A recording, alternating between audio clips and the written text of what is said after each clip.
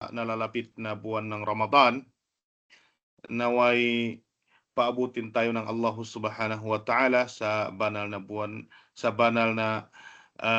buwan, at bigyan tayo ng lakas upang gumawa ng iba't ibang samba sa Allah Subhanahu wa Ta'ala. Tayyib. Ngayon, inshallah, bukas, inshallah matatapos na ang ating lecture. Naway panalangin natin sa Allah Subhanahu wa Ta'ala maging isang malaking ibada sa atin biidnillahi Subhanahu wa Ta'ala. Tayyib. Qala al-muallif rahimahullahu ta'ala wa yustahabbul qada'u mutatabi'an.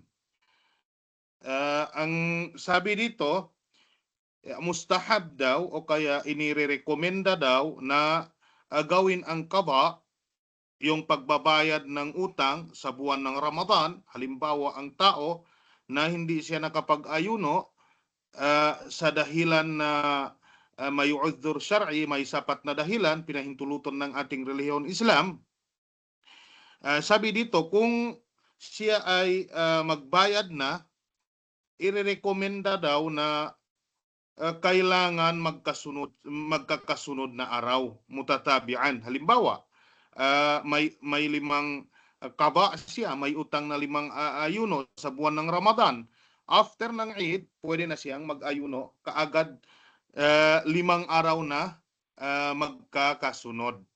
Ito ay kung baga na mustahab, irerekomenda ng syara. Hindi ito obligado, ngunit mas mainam na dapat magkakasunod ang ating pagbabayad, insyaallah subhanahu wa ta'ala. Tayyib. Qala al-muallif rahimahullahu ta'ala, wala yajuzu ila ramadana akhar min ghairi udhrin. Hindi daw pinahihintilutan na ipagpaliban ang pagbabayad hanggang sa dumating ang susunod na Ramadan, kung wala itong kumbaga na sapat na dahilan o kaya walang katanggap-tanggap na dahilan. Ibig sabihin, min ghairi udhrin syar'i.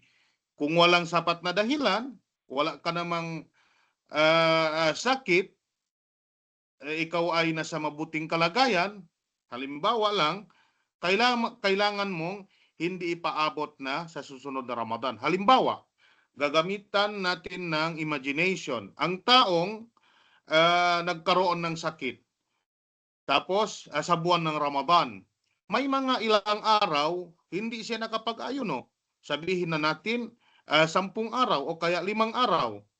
Tapos hanggang sa dumating ang susunod na Ramadan, hindi pa siya gumaling sa kanyang sakit. Hindi pa magaling.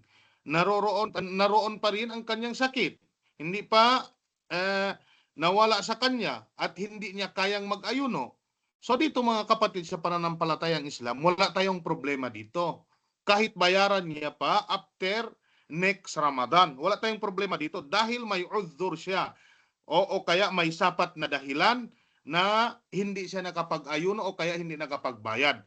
Pero kung sinasadya niya ito, ayon dito sa pananaw ng muallif at karamihan sa mga ulama, hindi daw ito pwede. Magkaroon ng kasalanan ang isang tao.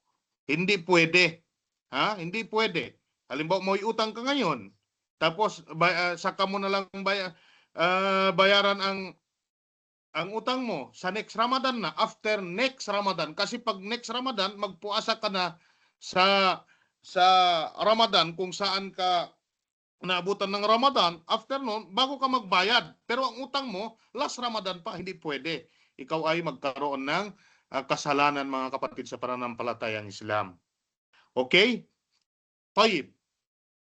Kaya ang payo dito sa mga lalong-lalo na yung mga babae na maraming utang, kasi hindi natin maiwasan talagang fitriya, ginawa sila, nilikha sila ng Allah Subhanahu wa Ta'ala na ang kanilang sitwasyon ay ganito na, magkakaroon ng menstruation ang mga babae. So,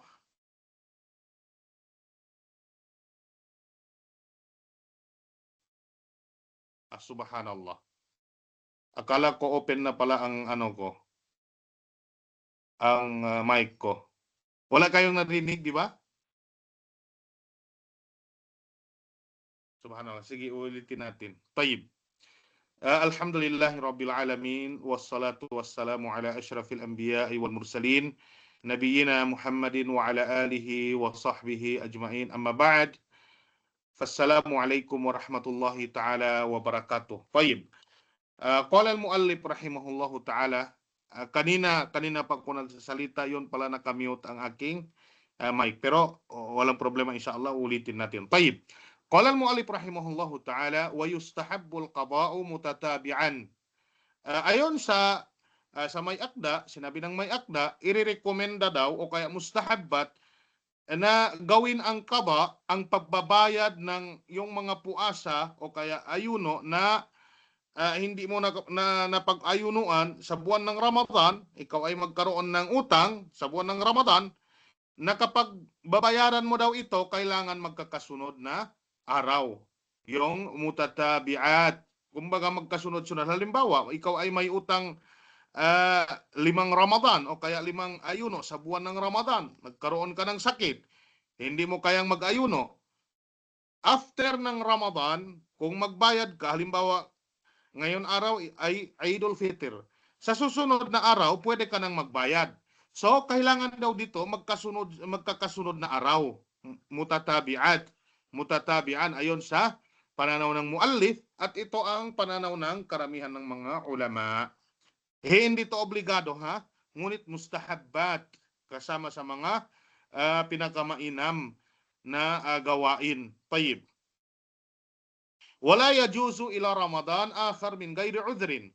At hindi pinahintuluton na ito ay ipagpaliban ang pagbabayad daw hanggang sa dumating ang susunod na Ramadan na walang sapat na dahilan, walang katanggap-tanggap na dahilan, walang udhur syar'i. Kung wala naman sapat na dahilan, walang udhur syar'i, hindi ito pwedeng ipagpaliban sa next na Ramadan. Kaya mga kapatid sa pananampalatayang Islam, wasiya sa mga babae na kung may mga utang sila, ngayon pa lang magbayad na hanggang hindi pa dumating ang next Ramadan. Although malapit na ang buwan ng Ramadan, pero may araw pa naman. Inshallah subhanahu wa ta'ala. Kung ipagpaliban ito hanggang sa dumating ang susunod na Ramadan, kailangan niya magtawba sa Allah subhanahu wa ta'ala dahil magkaroon siya ng kasalanan sa Allah subhanahu wa ta'ala. Pero kung ginawa niya ito, may udhur, gagamitan natin ng imagination. Halimbawa, ang isang tao nagkaroon ng sakit sa buwan ng Ramadan hanggang hindi niya kayang mag-ayuno. Sa loob halimbawa, may 5 araw siya, hindi niya kayang mag-ayuno sa mga araw na yon. Tapos, ibig sabihin may utang siya 5 araw. Hanggang sa dumating ang buwan ng Ramadan, hindi siya magaling. Nandoon pa rin ang kanyang sakit, hindi niya kayang mag-ayuno. So, ang kanyang sitwasyon, ang ganitong isyu mga kapatid sa pananampalatayang Islam, wala tayong problema dito.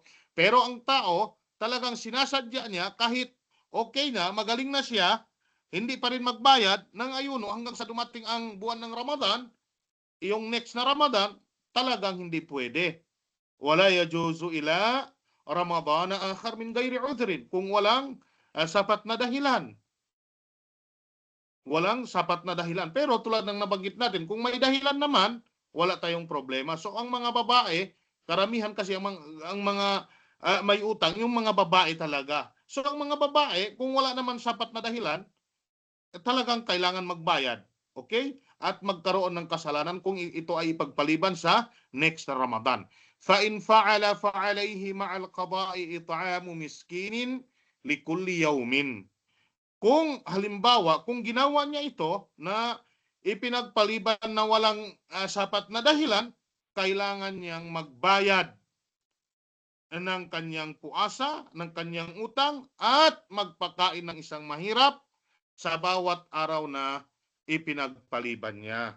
Sa bawat araw, kung ilan araw ang kanyang utang, halimbawa 5 araw, bawat araw doon, kailangan niya magpakain ng isang miskin. Ibig sabihin, 5 miskin. Magbayad pa ng ayuno, Okay? Magpagkain pa ng isang miskin at magtawba sa Allah subhanahu wa ta'ala, humingi ng kapatawaran at hindi na ito mauulit. Iyon ang dapat niyang gawin, mga kapatid, sa pananampalatayang Islam. Wa in mata walau ba'da Ramadana akhar, kahit namatay pa siya ito, kahit namatay pa siya, o kaya pumanaw pagkatapos ng susunod na Ramadan. Ang gagawin dito, kailangan kukuha tayo sa kanyang pera, naiwang pera, at yon ang igagastos natin sa pagpakain ng mga miskin. Kung ang isang tao ay pumanaw na o kaya patay na. Tayyib. Kung may, halimbawa, kung may mag-donate naman, magtabarro, wala tayong problema dito. Pero ang asal, ang original, kailangan pera niya ang igagastos natin ukol dito. Pero mga kapatid sa pananampalatayang Islam, ang tanong dito, ilang kilo ba? Nabanggit na natin yan sa mga nakaraang lecture natin. Nisfu sa', ibig sabihin, 1.5 kilos. Tayyib. Qala al-muallif rahimahullahu ta'ala, wa in mata wa alayhi sawmun aw hajjun aw i'tikafun aw salatun binadrin ustuhibba liwaliyihi qada'uhu. Ayon dito, kung ang isang tao daw ay pumanaw, wa in mata wa alayhi sawmun, at may mga obligadong hindi natapos tulad ng pag-aayuno, hajj, o kaya i'tikaf, o kaya sala, sa pamamagitan ng nazar na ipinangako niya, irerekomenda daw ito sa kanyang tagapangalaga, yung wali, yung mga kamag-anak niya, asabat, na bayaran o gawin ito para sa kanya. Bayaran para sa kanya. Hindi obligado, ngunit irerekomenda kasama sa mga mustahabbat. Sa pananaw ng Hanabila, makinig kayong mabuti kasi itong masala, mga kapatid, sa pananampalatayang sa pananampalatayang Islam, parati ito maitanong sa mga ulama tuwing dumating ang Ramadan, tuwing may mga simposyum. Ang ganitong issue talagang mahalaga sa bawat Muslim. Okay? Ang pananaw ng Hanabila, ang babayaran lang daw dito yung mga nazar, yung mga naipangako niya sa kanyang sarili. Halimbawa, sabi niya, kung nakapasa ako sa bar o kaya sa let, kailangan mag-ayuno ako ng 1 buwan. Tapos namatay siya, nakapasa siya, hindi pa siya nakapag-ayuno hanggang sa hindi siya nakapag-ayuno, tapos hanggang sa pumanaw siya. Ayon sa pananaw ng Hanabila, kailangan sa mga wali o kaya mga asabat, tagapangalaga sa kanya, na mustahabbat na bayaran ito para sa kanya. Bayaran kasama sa mga sunnah na inirerekomenda ng ating sharia. Okay? O kaya i'tikaf, o kaya salah, may mga nazar. Okay? Kailangan itong bayaran. Ngunit, al-qawlu thani fil mas'ala, ala yuqda anhu mutlaqan illa ayyusiya. Hindi, kumbaga, hindi na dapat bayaran ang ang kanyang mga obligadong utang tulad ng nazar, o kaya halimbawa na may utang siya sa puasa, may utang siya sa hajj, na halimbawa may mga pera, may pera siya, may kakayahan siya para mag-hajj, pero hindi siya mag-hajj. Okay? O kaya okay. Utang sa puasa o kaya hajj, pero ang itong sala talaga na talagang hindi na pwedeng bayaran kapag nakalipas na, inshallah sanatakallamu anha fi kitabis sala. Pero kadalasan kasi ang sala, pag namatay na ang tao, may mga sala siya na hindi niya nagawa, parang hindi na obligadong bayaran o kaya mustahabbat sa kanyang mga tagapangalaga. Ngunit dito sa sawb at saka hajj, ang pangalawang pananaw, hindi na pwedeng bayaran kahit anumang sitwasyon. Nazar man yan o kaya original na ipinag-uutos ng Allah subhanahu wa ta'ala para sa kanya, talagang sinasadya niya hindi magpuasa o kaya may utang siya, hindi siya nakapagpuasa, maliban na lang kung siya ay magwasiya, may will na iniwan, sinabi niya sa kanyang tagapangalaga o kanyang mga wali na may utang ako. Ganito. Pag pumanaw ako ay nasa sakit ngayon, pag pumanaw ako, kailangan niyong bayaran. Itong pangalawang pananaw daw, maliban na lang kung may will siya. Okay? Kung hindi na kailangan bayaran. Al-qawlu thalis fil mas'ala yuqda anhu mutlaqan wa huwa as-sawabu bi'idhnillah subhanahu wa ta'ala. Kailangan bayaran mutlaka. Ibig sabihin, nadar man yan o utang man yan sa puasa o hindi, basta obligasyon, kailangan bayaran. Wa huwa as-sawabu bi'idhnillah subhanahu wa ta'ala. Ngunit may mga tafsil, may mga obserbasyon dito ang mga ulama. Halimbawa, dito sa puasa, sa pag-aayuno, kung ang isang tao daw, gagamitan natin ng obserbasyon, kung ang isang tao may utang sa loob ng buwan ng Ramadan, halimbawa 5 puasa, hindi siya nakapag-ayuno, dahil sa sakit, may valid na reason, okay, may udhur syar'i, hanggang sa namatay siya, hanggang sa pumanaw siya. Pero hindi siya gumaling, kumbaga hindi niya kayang magpuasa hanggang siya ay namatay. Okay? Ang pananaw ng mga ulama dito, mga kapatid sa pananampalatayang Islam, hindi na dapat bayaran. Kasi wala siyang oras eh. May udhur siya. Wala siyang pananagutan. Pero kung may utang siya sa puasa, halimbawa 5 puasa, pagkatapos ng Ramadan, ang utang niya dahil sa kanyang sakit. Pagkatapos ng Ramadan, gumaling siya. Nawala ang kanyang sakit. Kaya niyang mag-ayuno. Pero sabi niya, baka next month na o sa susunod na buwan, inshallah magbayad din ako. Kumbaga, na nagtafrit siya, hindi niya isaalang-alang ang kanyang utang, kumbaga magtaswip, saka na lang, inshallah, hanggang sa namatay siya, hanggang sa pumanaw siya. So dito mga kapatid sa pananampalatayang Islam, dahil may oras siya, hindi niya isaalang-alang ang kanyang utang, ustuhibba li waliyihi qada'uhu. Mustahab, kailangan bayaran. Ibig sabihin, irerekomenda na bayaran sa kanyang tagapangalaga ang kanyang utang na puasa. Ito ang, kumbaga, ang malapit sa dalil, nabanggit sa hadith ni Ibnu Abbas, wa ghayruhu, bi'idhnillah subhanahu wa ta'ala, ito ang tamang pananaw ng mga ulama. Ito ang tamang pananaw ng mga ulama. Inshallah, kung may katanungan kayo, maya-maya lang, inshallah subhanahu wa ta'ala, tatalakayin natin ulit ang ganitong issue, ang ganitong sitwasyon. Tayyib. Qala al-muallif rahimahullahu ta'ala, babu sawmit tatawwu'. Ito, mga kabanata ng pag-aayuno, yung sunnah. Ibig sabihin, mga kusang loob na ginagawa ng mga tao. Hindi inobliga sa kanila ng Allah subhanahu wa ta'ala, hindi inobliga sa kanila ng ating sharia, ngunit kusang loob ito ginagawa ng mga tao. Ibig sabihin, pangdagdag na gantimpala mula sa Allah subhanahu wa ta'ala. Tayyib. Yusannu siyamu ayyamil bid. Okay. Ibig sabihin, sunnah, irerekomenda ang pag-aayuno sa mga puting araw. Una na dito. Okay? Una mga kapatid sa pananampalatayang Islam, ang siyamu tatawwu may dalawang klase. Muqayyad at saka mutlaka. Ang muqayyad, yung may tinakdang oras. Okay? Yung mutlak, walang tinakdang oras. Kahit anong oras, pwede kang magsawm, maliban na lang sa mga araw na hindi pinahintulutan ng ating relihiyon.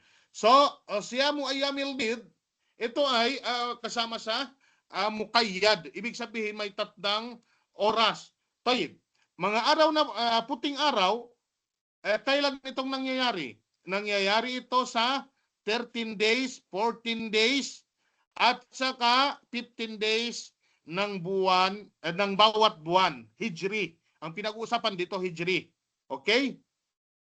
ibig sabihin, ang Ayyamul Bid, mga kapatid sa pananampalatayang Islam, bale 3 araw. So nangyayari ito, 13 days, 14 days, and 15 days. So may mga ibang opinion dito ang mga ulama. So para sa akin, mga kapatid sa pananampalatayang Islam, wala namang problema kung sasabihin natin na dito tayo mag-ayuno sa 13 days, 14 days, 15 days sa bawat buwan. Pero kung ninanais natin kahit hindi, kumbaga, kahit hindi nakatugma sa mga araw na nabanggit natin, 13, 14, 15, ang importante ikaw ay nakapag-ayuno sa loob ng sa bawat buwan 3 araw. 'Yon ang kumbaga, 'yon ang sunnah. 'Yon ang na kumbaga na dapat gawin ng isang tao, kung hindi o kaya nakalimutan niya, itugma sa mga araw na nabanggit natin, 13, 14, 15. Pero kung hindi naman, mas mainam na itugma sa 13, 14, 15. Okay? Yusannu siyamu ayyamil bid wal ithnain wal khamis. At kasama rin sa sunnah na mag-ayuno tuwing Lunes at Huwebes. May mga hadis na banggit dito ang ating mahal na propeta Muhammadun sallallahu alaihi wasallam, ngunit hindi naman lingid sa ating kaalaman ang pag-aayuno sa Yawmul Ithnain wal Khamis. Subhanallah, may isang classmate ako nung nag-aral pa ako sa Marawi, 2009, 2010. Nung na kami ay nasa Marawi, subhanallah, may isang classmate ako galing Basilan na hindi ko akalain every Monday and Thursday talagang nag-aayuno. Every Monday and Thursday, kahit na binigyan ko pa ng pera para mag-snack, dinala ko sa isang restaurant, talagang hindi papayag. Yung pala, napagtanto ko na siya ay nag-aayuno tuwing Monday and Thursday. Subhanallah. Bayib. Pangatlo, mga kapatid sa pananampalatayang Islam, wasittin min Shawwal. Yung 6 na araw. Yung 6 na araw sa buwan ng Shawwal. So, paano ito gagawin? After puasa, kailangan mo nang mag-ayuno na sa loob ng 6 na araw pagkatapos ng Ramadan. Ang tawag dito, sittin min Shawwal. Ang katumbas nito, para ka rin nakapag-ayuno sa loob ng sa loob ng buong taon, kasama ang buwan ng Ramadan. Tapos sinunod mo pa yung sittin ng Shawwal, yung 6 na araw sa buwan ng Shawwal. Talagang mas mainam, okay? Mas mainam. Para ka rin nakapag-ayuno sa buong taon. Yon ang reward mula sa Allahu subhanahu wa ta'ala. So paano to gagawin? Kailangan ba magkakasunod na araw? Hindi obligado, basta importante sa loob ng Shawwal. Sa loob ng Shawwal. 5. Kung may utang ako, ano ang mas iuna ko? Ang utang ko, magbabayad ng utang, qada, bago ako mag-ayuno ng Shawwal, o kaya mag-Shawwal muna bago ako magbayad ng qada. Wal aqrab, Allahu tabaraka wa ta'ala a'la wa a'lam, magbayad muna ng utang. Magbayad muna ng utang bago ang Shawwal. Dahil, mga kapatid sa pananampalatayang Islam, ang nabanggit sa hadith, man sama Ramadan. Sino man nakapag-ayuno sa buwan ng Ramadan. So, ang taong may utang, nakompleto ba niya ang pag-aayuno sa buwan ng Ramadan? Hindi. Kaya ang malapit talaga, opinion ng mga ulama ukol dito, kailangan muna magbayad ng utang bago ang Shawwal, mga kapatid sa pananampalatayang Islam. Tayyib. Wa shahrillahil muharram. Tayyib. At pagkatapos, yung buwan ng Muharram, ang pinakamainam dito, wa akaduhu al-ashir thumma at-tasi'. Ang pinakamahalagang dito yung ika-10 days. kung tawagin Yawmu Ashura. Pangalawa, yung At-Tasu'a. Ibig sabihin, 9 days of Shahrul Muharram. So paano to gagawin? Ang pagpuasa, pag-aayuno sa buwan ng Shahrul Muharram, wala tayong problema dito. Kailangan magparami tayo ng pag-aayuno sa buwan ng Muharram, ngunit kung hindi natin kaya, huwag lang ipagpaliban yung Yawmul Ashura, yung 10 days ng ika-10 days ng Shahrul Muharram. Tayyib. So paano gagawin? Nabanggit ni Ibnul Qayyim rahimahullahu ta'ala, bale tatlong klase. Okay? Bale tatlong klase. Pwede tayong mag-ayuno ng yawmun qabla wa yawmun ba'da. So kasi ang mu'tabar dito, ang binibilang dito, yung ika-10 araw lang. Ika-10 araw lang. Tayyib. So nabanggit sa hadith, khalifu al-yahud. Ibig sabihin, sabi ng ating mahal na propeta Muhammadun sallallahu alaihi wasallam, huwag natin sabayan ang mga Yahud. Kailangan yung mga may pagkakaiba tayo sa ating pagsamba sa Allah subhanahu wa ta'ala. Tayyib. So, nabanggit ni Ibnul Qayyim rahimahullahu ta'ala, kailangan yawmun ba'da wa yawmun qabla. Ibig sabihin bali 3 araw. Mag-ayuno ka ng ika 9 days ng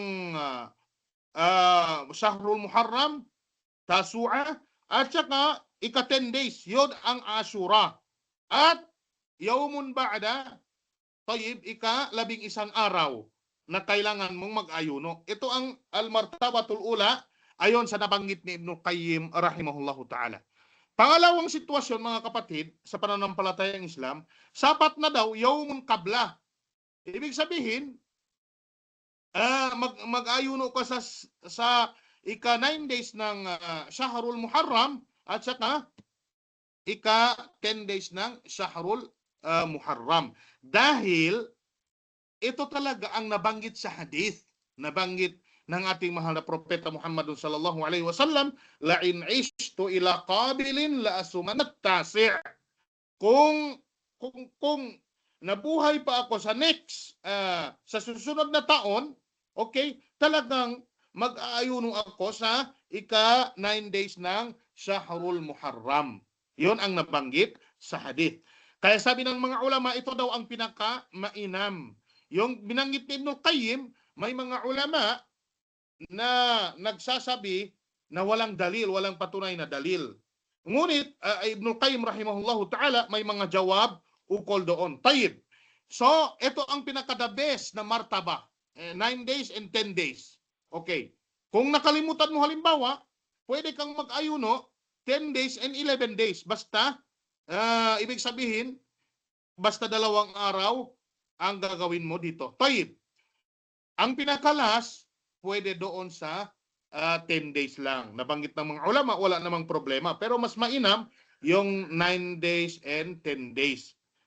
Tayyib. Ang gantimpala dito mula sa Allah subhanahu wa ta'ala na 1 taon na pinapatawad ng Allah subhanahu wa ta'ala ang ating mga kasalanan. Tayyib. Wa tis'i dhil hijjati wa yawmi arafa li ghairi hajjin biha. At gayon din, sabi ng may akda, ang unang siyam na araw sa buwan ng Dhul-Hijjah. Yung unang siyam araw sa buwan ng Dhul-Hijjah, talaga mustahabbat ito. At ito ang pinakamainam na araw sa buong, ibig sabihin sa buong taon. Pinakamainam na araw sa buong taon, araw ng Dhul-Hijjah. Yung first 10 days ng Dhul-Hijjah. Ito ang pinakamainam dahil daw kaya mong gawin ang mga iba't ibang uri ng pagsamba sa mga araw na nabanggit natin kanina. Pwede kang mag-ayuno, pwede kang magsala, pwede kang magsadaka, pwede ang iba't ibang pagsamba, iba't ibang uri ng pagsamba sa araw na ito. Tayyib. Wa yawmi Arafah li ghairi hajjin. Yung ika-siyam na araw sa buwan ng Dhul-Hijjah, itong tinatawag natin Yawmu Arafah. Li ghairi hajjin, kapag ikaw ay hindi naman nagsasagawa ng Hajj. Pero ang ang mga taong nagsasagawa ng Hajj, mas mainam sa kanila, hindi mag-ayuno para may lakas sila na gawin ang mga sunnah, ang mga sunnah o kaya gawin ang mga karapat-dapat gawin sa Yawmu Arafah. Pero ang tao na hindi nagsasagawa ng Hajj, kailangan niyang mag-ayuno sa araw na yon. So ang gantimpala dito, isang araw lang yon ha. Ang gantimpala dito mga kapatid sa pananampalatayang Islam, yung pag-aayuno sa buwan ng sa araw ng Arafah, 2 taon na pinapatawad ng Allah Subhanahu wa Ta'ala ang ating mga kasalanan. 2 taon. Okay?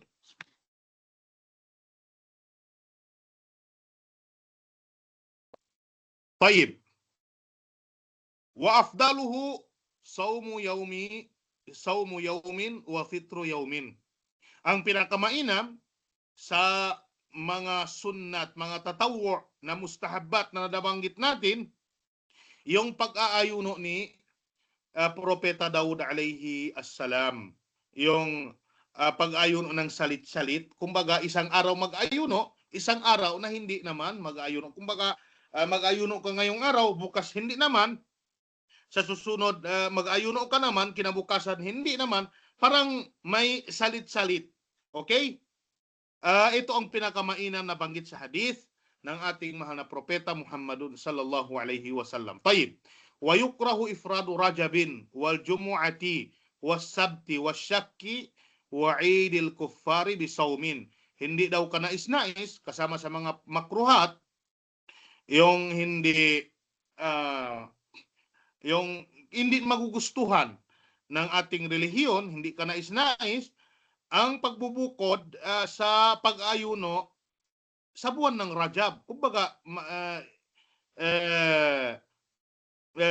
i-ifrad mo. Kumbaga, mag-single ka dito hindi, sa buwan ng Rajab dahil sabi mo malaking gantimpala dito, hindi pwede. Kasama ito sa mga makruhat, mga kapatid, sa pananampalatayang Islam. Tayyib.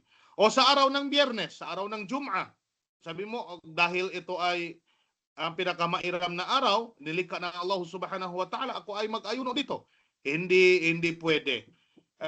Pero, kung ikaw ang mag-ayuno sa Khamis, tapos isunod mo ang Jum'ah, o kaya Jum'ah, isunod mo ang Sabt, walang problema dito. Pero, pag single ang gagawin mo, mag-ifrad ka lang dito, hindi talaga pwede mga kapatid sa pananampalatayang Islam. Ganon din sa Sabado. Okay? Ganon din sa araw ng pag-aalinlangan, nabanggit natin sa nakaraang lecture natin. Yung araw ng pag-aalinlangan, Yawm Shak. Dumating na ba ang buwan ng Ramadan? Nakita na ba ang buwan o hindi? Nabanggit yan natin, hindi na kailangan ulitin pa natin dito. Tayyib. O sa mga kapistahan ng mga hindi naniniwala sa Allah Subhanahu wa Ta'ala. Ibig sabihin, in short, mga kuffar. May mga piyesta sila, piyesta pilar, o iba't ibang piyesta. Christmas Day, Bagong Taon, tapos sabi mo, para hindi ako makasama sa kanila, mag-ayuno na lang ako dito. Hindi pwede. Kasama ito sa mga makruhat. Maliban na lang kung ito ay ada mo. Ibig sabihin, na kung baga, ada mo, nakasanayan mo na, tapos nakalaan lang sa ganitong araw, nakatugma lang doon sa mga piyesta nila. Pero kung talagang sinasadya mo, ito ay hindi kanais-nais. Hindi kanais-nais. Tayyib. Wa yahrumu sawmul idain wa ayyamit tashrik walau fi fardin illa an dami mut'atin wa kiranin. Mga ipinagbabawal naman na hindi pwedeng mag-ayuno ang isang tao, ang pag-aayuno sa dalawang Eidul Fitri at saka Eidul Adha. Hindi pwede, bawal at saka hindi sahih, yahrum ang pag-aayuno sa Eidul Adha at saka Eidul Fitr. At sa mga araw ng Tashriq. Ano ba ang araw ng Tashriq? Araw ng Tashriq, yung 11, 12, 13 sa buwan ng Dhul-Hijjah. Dahil ang araw ng Tashriq, ito ay ang araw ng kailangan araw ng pagpapainom, pagpapakain ng mga kapatiran nating Muslim. So, hindi ito pwede. Walau fi fardin, kahit pa ikaw ay magbayad ng utang. So, hindi pwede mga kapatid sa pananampalatayang Islam. Walau fi fardin, ibig sabihin may mga khilaf dito. Pero ayon sa pananaw ng Hanabila, hindi pwede. Tayyib. Maliban na lang, sabi dito, illa andami mut'atin wa kiranin. Maliban na lang kung pagpapalit ito sa sakripisyo para sa Hajj, tulad ng tamattu at saka kiran. Halimbawa, paliwanag ko lang ng konti kung baka hindi maintindihan.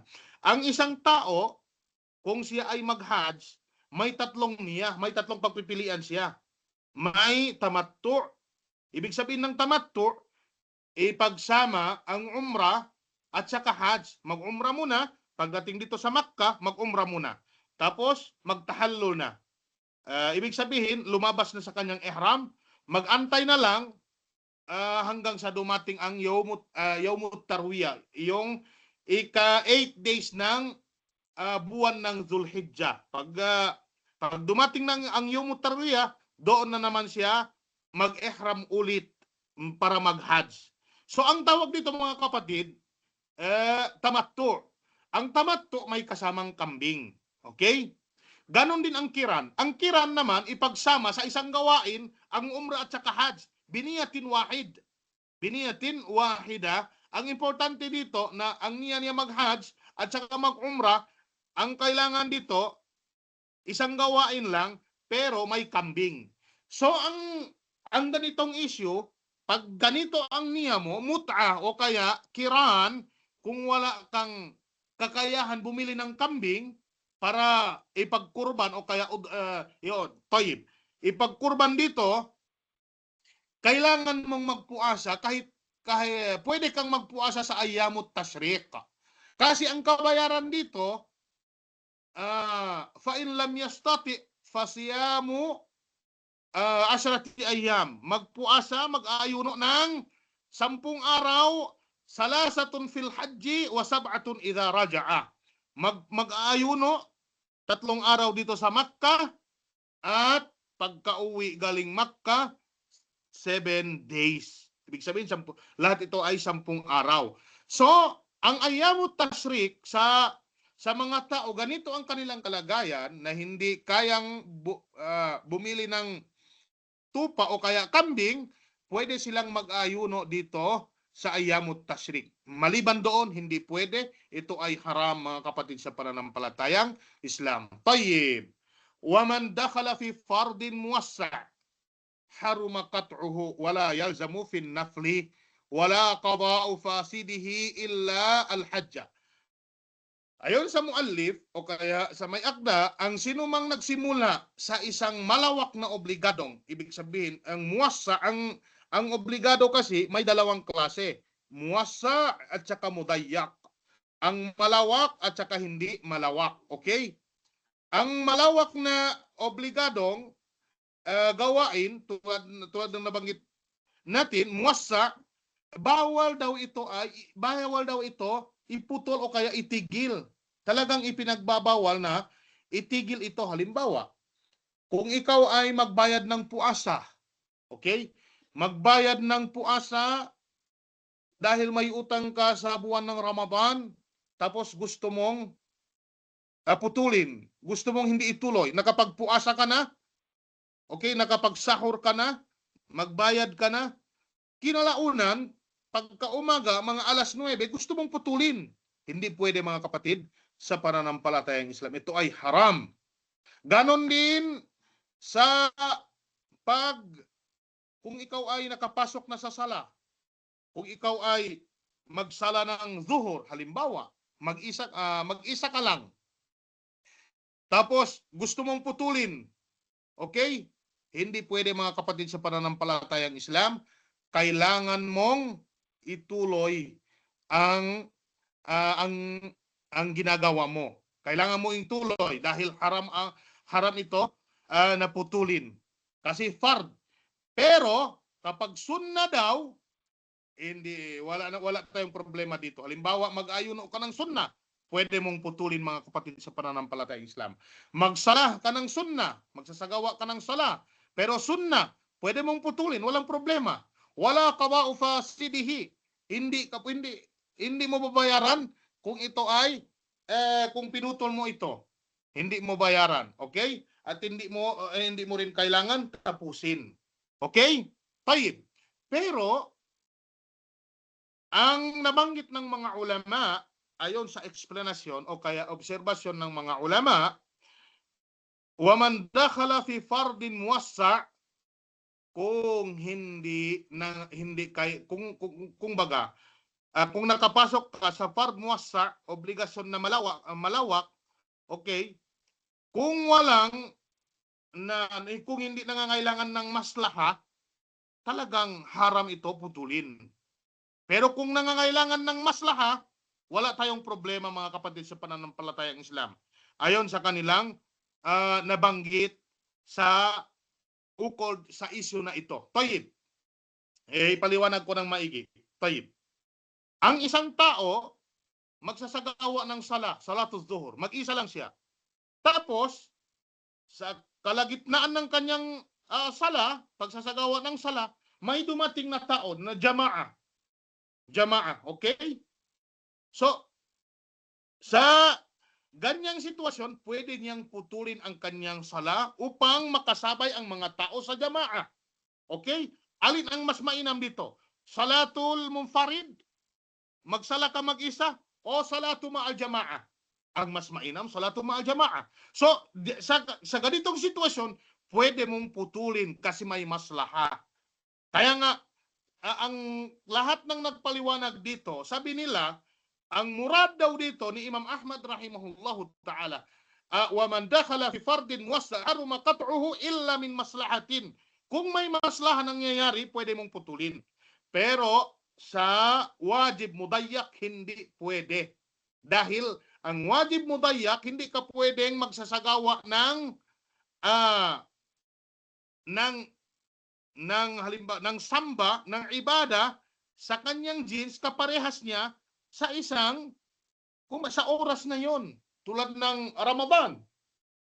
Ang Ramadan, ito ay wajib mudayyak. So, kaya talagang haram mong putulin ito. Dahil, ang inuutos sa'yo, magpuasa lang, walang ibang gagawin maliban dito. Pero ang wajibul muwassa, yung maluwag ang kanyang oras, tulad ng salatul zuhur, maluwag ang kanyang oras. Pwede kang magsala ng sunnah, pwede kang magsala ng fard dito. Pero sa buwan ng Ramadan, hindi ka pwedeng mag-ayuno ng sunnah. Yun ang ibig sabihin ng muqayyad. So ang muqayyad talagang haruma qat'uhu. Tayyib. Ganun din mga kapatid sa pananampalatayang Islam, ang muwassa, pwede mong iba ang niya mo, ang intention mo. Pwede. Paano yun? Halimbawa, magbayad ka ng Ramadan. Kasi ang pagbabayad ng Ramadan, kasama sa muwassa, kasi maluwag ang kanyang oras. Okay? Halimbawa, may utang ka sa Ramadan, pag after Ramadan, magbayad ka. Okay? Ang pagbabayad ng Ramadan, ito ay wajib. Pero wajibul muwassa. At hindi mo pwedeng putulin. Pero pwede mong ibahin ang intention mo. Pwede mong ibahin papunta doon sa nafal, sa sunnah. Sabi mo, ang pagbabayad ko na ito, gagawin ko na lang sunnah. Pwede. Ganon din sa sala. Hindi mo pwedeng putulin, pero pwede mong ibahin ang inyong intensyon. Halimbawa, magsala ka ng zuhur. Mag-isa ka lang. Fard zuhur. May mga kasamahan kang dumating para magsasagawa ng sunnah pa lamang, tapos bago magsasagawa ng jamaah. Tapos ikaw ay nasa zuhur na. Pwede mong ibahin ang intention mo papunta doon sa nafal, sa sunnah. Huwag mong putulin, pero gagawin mo ito sunnah. Nabanggit din yan natin sa mga nakaraang lecture natin mga kapatid sa pananampalatayang Islam. Tayyib. Wala qada'u fasidihi, ang sunnah daw, hindi kailangan bayaran kapag ito ay naputol, illal hajja, maliban sa taong naghahajj o kaya nag-umrah. Ang taong naghahajj at nag-umrah, kahit magniya pa siya putulin ito, kailangan pa rin tapusin niya. Kailangan pa rin tapusin niya ang hajj o kaya umrah, maliban na lang sa tatlong kalagayan. So, hindi ko na babanggitin dito. Inshallah subhanahu wa ta'ala sa Kitabul Hajj, pwede natin babanggitin kung may pagkakataon tayo na tapusin ang aklat ng Zadul Mustaqni biidhnillahi subhanahu wa ta'ala. Tayyib. May isang minuto na lang tayo. Tayyib. Wa turja laylatul qadri fil asril akhir wa autaruhu akad. Wa laylatu 27 ablagh wa yad'u fiha bima warad. So ang babul i'tikaf insyaallah bukas natin kukunin biidhnillahi subhanahu wa ta'ala. Tayyib. Ang Laylatul Qadar daw, ito ay inaasahang matatagpuan sa huling 10 gabi ng Ramadan. Matatagpuan ang Laylatul Qadar sa huling 10 gabi ng Ramadan. Tayyib. Ano ba ang katumbas ng Laylatul Qadar? Ano ba ang gantimpala binigay ng Allah subhanahu wa ta'ala sa mga tao nag-aasam na makamit nila ang Laylatul Qadar? Khairum min alfi shahr. Para kang nakapag-ibada, nakapagsamba sa Allah subhanahu wa ta'ala, higit pa sa 1,000 buwan. 1,000 months. Ibig sabihin, kung ikumpara natin, kumbaga, i-compare natin sa sa buwan, sa taon, mahigit 83 years tayo ay nakapagsamba sa Allah subhanahu wa ta'ala. Ibig sabihin, ito ay malaking karangalan, malaking gantimpala sa atin mga kapatid sa pananampalatayang Islam. Kaya nga, sa buwan ng Ramadan, bago pa dumating ang buwan ng Ramadan, linisin natin ang ating mga puso, magtauba tayo sa Allah subhanahu wa ta'ala, humingi tayo ng kapatawaran. Kung may mga tao na hindi natin makasundo, kailangan humingi tayo ng tawad. Lahat-lahat talagang linisin natin ang ating buong katawan bago pumasok ang buwan ng Ramadan upang makamit natin ang mga gantimpala, malaking gantimpala binigay ng Allah subhanahu wa ta'ala sa mga taong umaasam-asam dito. Tayyib. Wa autaruhu akad. Saan ang sabi dito, ang lalo na sa mga gabing, ang tawag dito, yung gansal din sa Tagalog, pero pwede natin yung odd numbers. Okay? Autaruhu akad. Ibig sabihin, mas lalo natin masisiguro dumating ang Laylatul Qadar, yung buwan, yung gabi na talagang malaking gantimpala mula sa Allah subhanahu wa ta'ala sa mga odd numbers. Ibig sabihin 21, 23, 25, 27, 29. Wa laylatu 27 ablagh.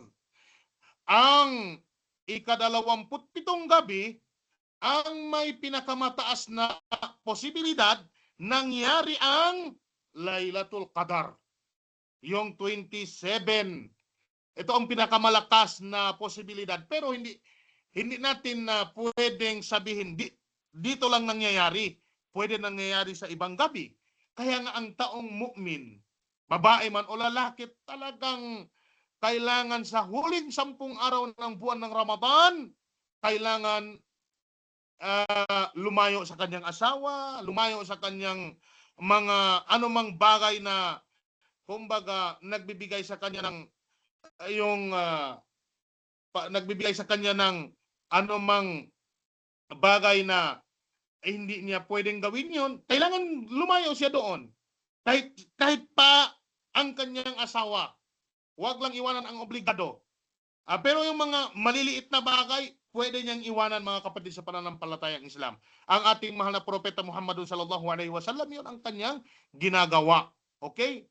Sa huling gabi sa buwang ng Ramadan, kailangan natin magsadaka, magpakain, magtarawih, magtahajjud, magwitri, humingi ng kapatawaran. Lahat ng uri ng ibada, gagawin natin yon sa mga oras na yun, mga kapatid sa pananampalatayang Islam. Tayyib. Wa yad'u fiha bima warad, at dapat manalangin dito gamit daw ang panalangin na ituro ng ating mahal na propeta Muhammadun sallallahu alaihi wasallam. Ano ba ang panalangin na ito? Ano bang panalangin na ito, mga kapatid sa pananampalatayang Islam? Allahumma innaka afuwun tuhibbul afwa fa'fu anna. Allahumma innaka afuwun tuhibbul afwa fa'fu anna. Uulit-ulitin lang natin ang itong dua dahil ang dua na ito na tinanong ng ating ang ating ina, Ummul Mu'minin, Aisha radhiyallahu ta'ala anha, ang kanyang asawa, mahal na propeta Muhammad sallallahu alaihi wasallam, kapag nakasalubong namin ang Lailatul Qadar, ano ba ang aming babanggitin? Sabi ng ating mahal na propeta Muhammad sallallahu alaihi wasallam, Allahumma innaka afuwun tuhibbul afwa fa'fu anna. Ito ang dua o kaya panalangin dapat natin palaging babanggitin sa huling 10 araw, huling 10 gabi sa buwan ng Ramadan. Hada wallahu a'lam wa sallallahu ala nabiyina Muhammad wa ala alihi wa sahbihi ajma'in. Insyaallah last babul i'tikaf gadan insyaallah subhanahu wa ta'ala. So 5:15 insyaallah. 5:15, 4:15 bukas insyaallah mag-resume tayo kasi ang asar ngayon talagang mga 4:10 ganyan ang tamat. So insyaallah kung may mga katanungan kayo, pwede insyaallah subhanahu wa ta'ala at sasagutin natin kung alam natin ang sagot. Sige.